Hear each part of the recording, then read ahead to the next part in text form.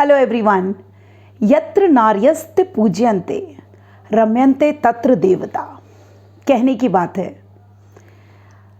शायद ही कोई नारी को एक देवता की तरह पूजता होगा, और अगर हाँ तो शायद हम सभी को एहसास होगा नारी के उस त्याग और बलिदान का। जी हाँ, आज वुमेन्स डे पर मैं अल्पना आप सभी के समक्ष प्रस्तुत हूँ अपनी नई कविता लेकर, जिसका शीर्षक है नारी एक अधूरी कहानी।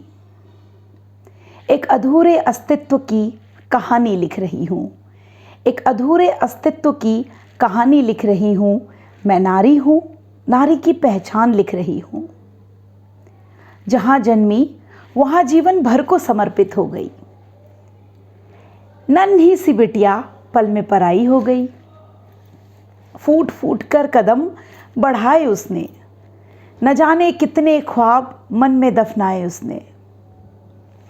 बाबा का मान, माँ का अभिमान और ख़ानदान की शान, ऐसे कितने बोझ उठाए उसने।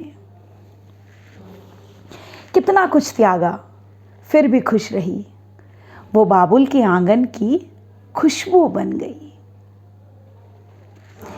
ज़माने की रीत फिर उसे भी निभानी पड़ी।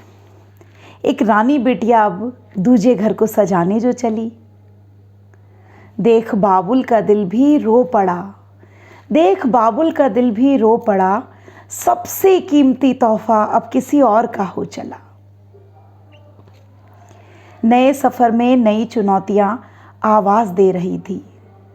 नन्ही बड़ी अब बड़ी हो गई हो, उसे ये आगाज़ दे रही थी। जी हाँ, नए सफ़र में नई चुनौतियाँ आवाज़ दे रही थी। नन्ही परी अब तुम बड़ी हो गई हो, उसे ये आभास दे रही थी। अब दूजे घर को सजाने वो बैठ गई। सबके सपने पहले फिर अपने लिए चुनने लगी। बेटी से कब वो माँ बन गई, कुछ यूँ वो नए एहसास से फिर और जुड़ गई।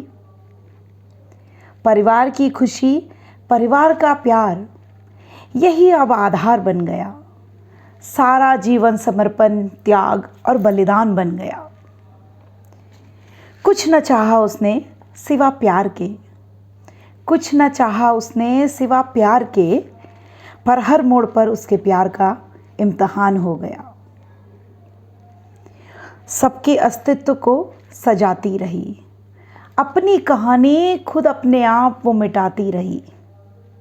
वो नारी ही है जो ममता की मूरत बनी।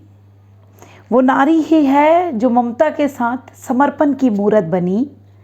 उसकी कहानी अपनों से थी, वो अपनों के लिए समर्पित हो गई। वो अपनों के लिए समर्पित हो गई। धन्यवाद।